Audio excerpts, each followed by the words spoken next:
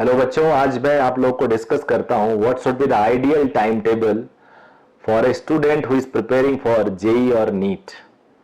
ये उन बच्चों के लिए है टाइम टेबल जो एक्सक्लूसिव ड्रॉप करके एक साल रुक के आईआईटी की कोचिंग कर रहे हैं या नीट की कोचिंग कर रहे हैं। समय सारणी उनके लिए जो दिन में घर पे रहते हैं या कोचिंग जाते हैं, शाम को घर पे रहते हैं, उनके पास और कोई काम नहीं है, सिर्फ और सिर्फ आईआईटी की तैयारी करनी है या नीट की तैयारी करनी है। तो एक आइडियल टाइम टेबल अगर रहता है तो अपनी इफिशियंसी को हम 50% तक बढ़ा सकते हैं आराम से। अगर हम बहुत अच्छा आईक्यू हमारा है तब भी अगर टाइम टेबल खराब है तो हम आउटपुट अच्छा नहीं दे पाएंगे। तो what should be the time table, and this time table varies accordingly. हर बार वही टाइम टेबल नहीं रहेगा। जब क्लास चल रही है तो टाइम टेबल कुछ हो जाएगा, छुट्टियां हो गई तो टाइम टेबल कुछ हो जाएगा, फाइनल एक महीने का टाइम टेबल क्या होगा वो कुछ होगा। तो शुरू में मैं आपको बता रहा हूं कि जब आपका कोचिंग चल रहा होता है तो आपको क्या टाइम टेबल फॉलो करना चाहिए। तो याद रखो, आपका जो स्लीपिंग आवर्स होना चाहिए, मतलब एक 24 घंटे के टाइम को हम कैसे बांटे। स्लीपिंग आवर्स जो आपकी होनी चाहिए वो मिनिमम वन गो में 6 आवर्स या वर्स्ट केस में 5 घंटे, 5 से 6 घंटे ये होना चाहिए। मिनिमम 5 घंटा तो जरूर आप सो एक बार में। 6 घंटा हो सकता है, बट एक बच्चे के लिए, स्टूडेंट के लिए 7 घंटे नहीं होना चाहिए। चाहे आप 24 घंटे में एक बार ही सो रहे हो, पहली बार रिकमेंड करूंगा एक बार ना सो, बट वो 7 घंटे नहीं होना चाहिए। तो आप 5 घंटे मान लो वन गो में सो रहे हो या 6 घंटे सो रहे हो, 6 आवर्स सो रहे हो। उसके बाद एक और, अगर आप 5 घंटे सो रहे हो तो 2 घंटे की स्लीप आपकी और चाहिए एक बार, और अगर 6 घंटे सो रहे हो तो 1 घंटे की स्लीप और चाहिए आपकी। तो वो जो ये जो 7 घंटे की है साउंड स्लीप आप लीजिए, ये मस्ट है आपकी बढ़िया बेस्ट आउटपुट लेने के लिए। तो पहली चीज मैंने बता दी कि आपकी स्लीपिंग आवर 7 घंटे होना चाहिए। हर हालत में आपको 1 घंटा अपने हेल्थ के लिए देना है। This 1 hour can include yoga for 20-25 minutes, walking of 30 minutes, or running or walking of 1 hour, or playing badminton for 1 hour, or doing any physical exercise for 1 hour. If you include yoga for 10 minutes, 15 minutes within this 1 hour, then it will be a great. Sorry, अब 1 घंटा ये निकल गया, 7 घंटा sleeping में निकल गया। सो के उठ के तुरंत इफिशियंसी हमारी नहीं आती है, सोने के इमीडिएट बाद हमारी इफिशियंसी उतनी अच्छी नहीं आती। खाना पीना, उसके बाद बाकी डेली एक्टिविटीज, नेसेसरी एक्टिविटीज, तो कुल मिला के 10 घंटा आप अपना निकाल के दो डेली एक्टिविटीज के लिए। स्लीपिंग हो गया, स्पोर्ट्स हो गया और बाकी एक्टिविटीज, खाना होना खाना। बट याद रखें ये 10 घंटा should not be more than 12 hours। मतलब कहते हैं ना एक रेंज है 10 घंटे से लेके 12 घंटे तक। So that you must have 12 to 14 hours in your hand। 12 से 14 घंटे आपके हाथ में होने चाहिए स्टडी के लिए, प्रोडक्टिव काम के लिए। अब अगर 12 से 14 घंटे आपके हाथ में है रोज, तो उस 12 से 14 घंटे में आपने अगर कोचिंग ज्वाइन किया है तो 4 घंटे 5 घंटे की कोचिंग होती है, मैक्सिमम 6 घंटे की हो जाती है।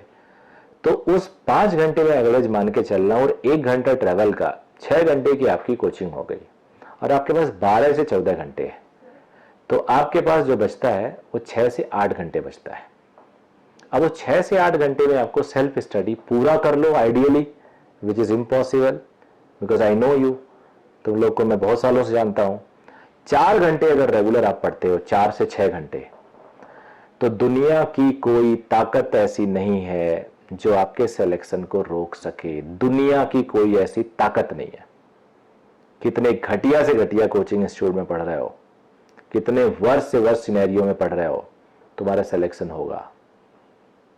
और अगर आपने इस रूटीन को रेगुलर नहीं रखा तो कितने बढ़िया से बढ़िया कोचिंग में पढ़ रहे हो, कितने ब्रिलियंट टीचर से पढ़ रहे हो, सिलेक्शन में डाउट आ जाएगा। Lakhs of students are preparing, लाखों बच्चे इस टाइम तैयारी कर रहे हैं आपके साथ।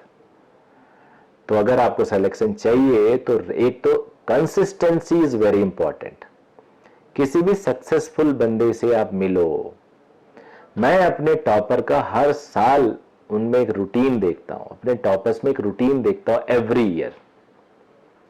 और रूटीन ये होता है उनका कि वो उनमें खास बात होती है कि वो बहुत ही डिसिप्लिन होते हैं। जितने भी टॉपर हैं उनका इंटरव्यू देखो, डिसिप्लिन होते हैं।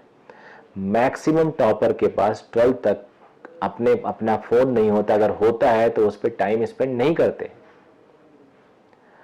उनका फेसबुक पेज अगर है तो मैनेज नहीं किया जाता उसको, उस पर लगातार रेगुलर अपडेट्स नहीं आते। उनका कोई व्हाट्सएप नहीं होता, उनके फ्रेंड सर्कल नहीं होते, उनका ट्विटर पे अकाउंट नहीं होता। वो एक वेग सा वेयर एक एक्सक्यूज नहीं देते कि हमेशा पढ़ेंगे तो पागल हो जाएंगे। You must plan your activity, your recreation time, your entertainment in such a way कि दैट इंक्लूड्स इटसेल्फ। जब आप घूमते योगा करते हैं, मान लो आप योगा कर रहे हो, उस टाइम आपने टीवी देख लिया, थोड़ा एंटरटेनमेंट हो गया। आप वॉक कर रहे हो तो थोड़ा बाहर घूम लिया, आपका एंटरटेनमेंट हो गया। एंटरटेनमेंट डजंट मीन मूवी देखना, एंटरटेनमेंट डजंट मीन गाने सुनना। कई बार एक मूवी देख के हम आते हैं तो उस मूवी देखने के कई दिनों तक हमारे दिमाग में उसका असर होता है और हम रिलेट करते हैं अपने आप को थोड़ा थोड़ा, और वो हमारे टाइम को किल करता है। Because after all we are human, तो हम वो रिलेट करते हैं। कभी भी रेगुलर आप फ्रेंड से बात मत करिए फोन पे, वो आपका टाइम किल करेगा। एक लिमिट में आप फ्रेंडशिप करिए, दोस्ती करिए, अदरवाइज आपका टाइम किल करेगा। फोकस को लेके एकदम क्लियर रहिए, बिल्कुल बॉदर मत करिए कि मैं एक्स से बेटर हूं, मैं वाई से बेटर हूं, मैं जेड से बेटर हूं। पहले मैं 100 नंबर लाता था, 200 ला रहा हूं, इंप्रूव तो किया हूं, but 200 is not the solution. अब if you are preparing for NEET, मैं 100 लाता था, अब 400 ला रहा हूं, खुश हो गया हूं। नो, 400 लाना ही नहीं है। If the cut off is 600 marks, 550 marks, then even 549 is just like 1 mark। तो आपको मतलब क्या 500 करके करोगे क्या जब सिलेक्शन नहीं होगा? हाँ, ये हो सकता है एक सिंपैथी मिल जाए कि यार 10 नंबर से रह गया, 20 नंबर से रह गया। अगर इतना करना है तो कर सकते हो, बट अगर आप चाहते हो कि अगर सिलेक्शन हो तो ये टाइम टेबल है वो बिल्कुल फिक्स होना चाहिए। अब जो टाइम टेबल डिस्कशन, अगर मान लीजिए आपका कोचिंग बंद हो गया है और आपको पर डे 12 से 14 घंटे घर पे रहना है आखिरी के 1 महीने, इस टाइम अपने 12 से 14 घंटे में कम से कम 1 घंटा, ज्यादा से ज्यादा 3 घंटा पेपर सॉल्विंग के लिए रखिए, घड़ी रख के। कोई भी चैप्टर पढ़िए, उसका टेस्ट दीजिए। बिलीव मी, मैं आप लोग से झूठ नहीं बोल सकता, टेस्ट सॉल्व करने से बढ़िया कोई प्रिपरेशन नहीं है। बिकॉज आप अगर नीट या जेई की बात करें, जेई में हमारे पास 75 इस साल आता, पहले 90 आते थे।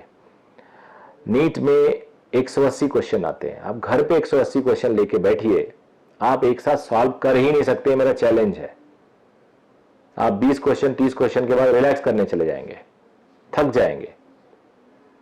एग्जामिनेशन में 3 घंटे में आप 180 क्वेश्चन पढ़ते हो, अटेम्प्ट करते हो, OMR फिल करते हो और रिवाइज भी कर लेते हो।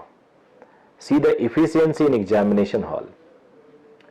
तो वही चीज आपको घर पे भी करनी है।